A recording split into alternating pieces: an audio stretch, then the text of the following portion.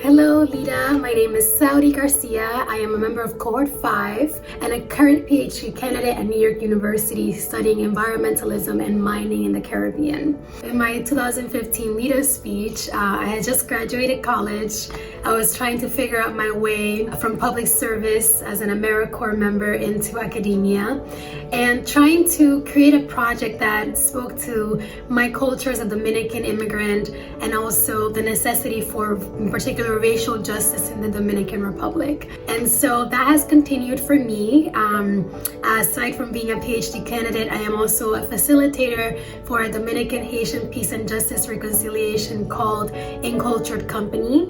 I feel like that instinct for justice that I learned during that summer and that I carried with me throughout my college career is still with me today as I think about my future life as a professor and an activist for life. Two things that I'm most proud of. I've started taking steps towards one of my all-time dreams of teaching disenfranchised students the power and importance of effecting positive social change through software. The second thing that I'm really proud of is that in the time since my speech, my younger sister got into college, a great college at UCSD, and I've been able to help her pay for that. Professionally, I'm most proud that I'm mostly self-taught.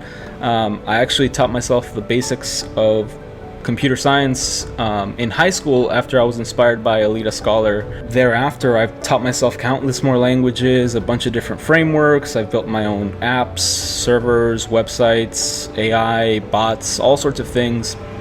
And I'm proud that I continue to have that curiosity. A lot has changed since my, 2014 speech. So much has changed. I graduated Barnard in 2017 with one of my very best friends by my side who happens to also be LEDA Cohort 8. And after that, I went on to work as a project manager with the Libra Group, which is actually a company that I found out about through an email from LEDA. Then I decided I wanted to go back to school to get my master's in public health. So that's what I'm currently doing. I'm at Emory University and I graduate next month, which is absolutely wild.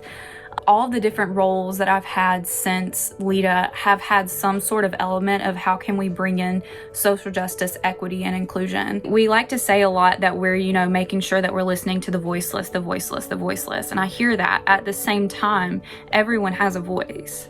And so my leadership style that I kind of got from LEDA is listening. It's a whole lot of listening.